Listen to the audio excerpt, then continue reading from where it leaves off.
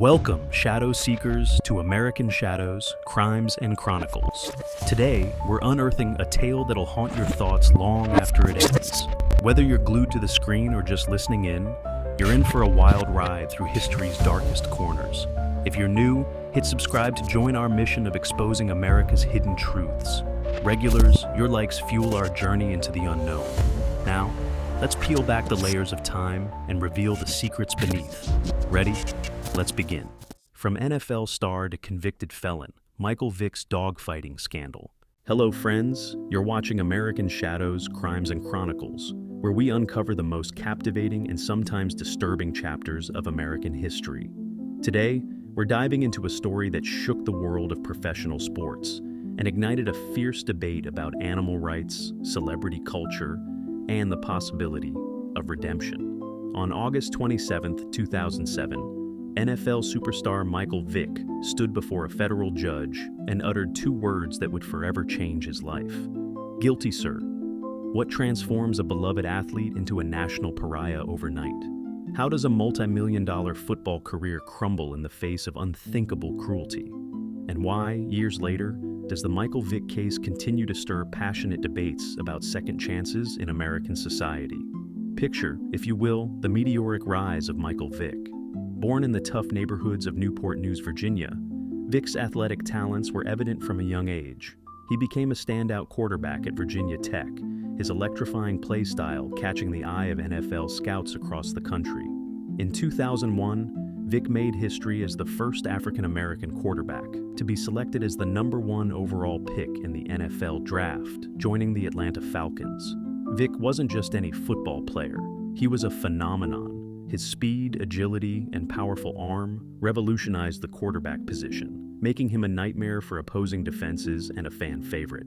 By 2004, Vick had signed a 10-year, $130 million contract extension with the Falcons, making him the highest-paid player in the NFL at the time. He seemed unstoppable, both on and off the field. But beneath the surface of this sports fairy tale, a darker story was unfolding. In April 2007, authorities acting on a drug investigation against Vick's cousin raided a property owned by Vick in Surry County, Virginia. What they discovered sent shockwaves through the nation. Evidence of a large-scale dogfighting operation known as Newz Kennels. The details that emerged were gruesome. Dogs were forced to fight to the death for the entertainment and gambling profits of Vick and his associates. Those that underperformed faced brutal executions, hanged, drowned, or electrocuted. The operation had been running since 2001, the very year Vick entered the NFL. This shocking revelation raised disturbing questions. How could someone at the pinnacle of their career risk everything for such a brutal enterprise? What drives a person to lead such a double life? As the investigation progressed, federal authorities pieced together a disturbing picture of Vick's involvement. They discovered that he had not only financed the operation, but had also actively participated in the training of dogs and the execution of underperforming animals. The investigation revealed a network of co-conspirators, including Vick's friends from his hometown, who had helped run the operation. Initially, Vick denied any wrongdoing. In a press conference on April 27, 2007, he stated, "I'm never at the house. I left the house with my family members and my cousin. They just haven't been doing the right thing. It's unfortunate I have to take the heat behind it." But as evidence mounted and his co-defendants began to cooperate with authorities, Vick's denials became increasingly untenable. On July 17, 2007, Vick and 3 others were indicted on federal felony charges. The indictment alleged that Vick and his co-defendants had engaged in interstate commerce for the purposes of engaging in, funding, and facilitating dogfights. The document detailed horrific acts of animal cruelty, including the execution of approximately 8 dogs that did not perform well in testing sessions. The public reaction was swift and severe. Animal rights activists staged protests outside the NFL offices and the Falcons training camp. Vick's jersey, once a top seller, was now being burned by fans. Major sponsors, including Nike, Rawlings, and AirTran Airways, terminated their contracts with Vick.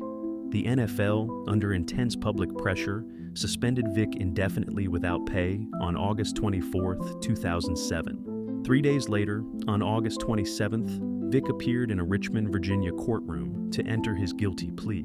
In a somber voice, he admitted to conspiracy charges related to the dogfighting ring, including helping to kill dogs and providing funding for gambling. The plea agreement recommended a sentence between 12 and 18 months, but the judge warned Vick that he could face up to 5 years in prison. The fallout continued. The Atlanta Falcons initiated proceedings to recover $19.97 million of Vick's signing bonus. His lucrative endorsement deals were gone. The man who once seemed untouchable was now facing not just the end of his career, but time behind bars. On December 10, 2007, Vick was sentenced to 23 months in federal prison. As he began serving his time at the United States Penitentiary in Leavenworth, Kansas, a debate raged across America. Could someone who had committed such cruel acts ever be forgiven? Did Vick deserve a second chance in the NFL? Or should his actions permanently bar him from the privilege of professional sports? The Michael Vick case exposed the dark underbelly of celebrity culture, where fame and fortune can sometimes shield individuals from the consequences of their actions. It also highlighted the power of media in shaping public opinion, as round-the-clock coverage kept the story in the national spotlight for months. But perhaps the most intriguing aspect of this case is what it reveals about American society's capacity for forgiveness and belief in redemption. Upon his release in May 2009, Vick faced a long road to rebuilding his life and career. In a surprising turn of events, the Philadelphia Eagles signed Vick to a 1-year contract in August 2009 with an option for a second year. The decision was met with mixed reactions. Some saw it as a deserved second chance, while others felt it sent the wrong message about the consequences of animal cruelty. Vick's return to the NFL was not without challenges. He faced ongoing protests from animal rights activists and had to rebuild trust with teammates, coaches, and fans. However, he also showed signs of personal growth and remorse. He worked with the Humane Society of the United States, speaking out against dogfighting and advocating for stronger anti-dogfighting legislation. In 2010, Vick was named the NFL Comeback Player of the Year, a testament to his on-field performance and off-field efforts at rehabilitation. The case had far-reaching implications beyond one man's career. It led to strengthened laws against animal fighting and increased awareness of animal cruelty issues.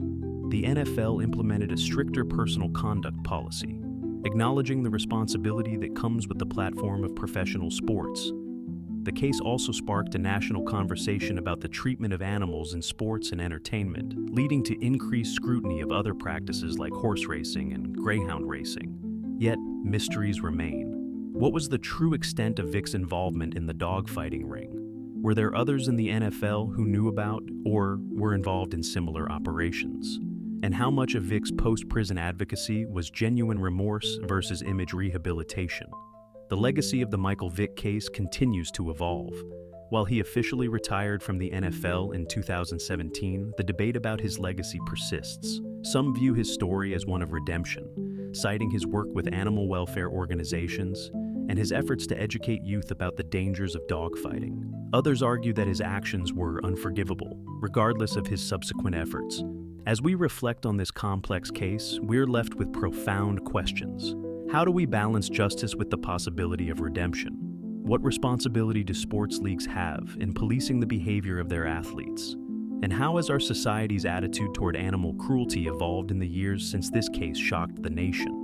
The Michael Vick case serves as a stark reminder of the dark side of fame and the consequences of our actions. It challenges us to confront uncomfortable truths about violence, animal welfare, and the culture of hero worship in sports. At the same time, it raises questions about forgiveness, second chances, and the capacity for change.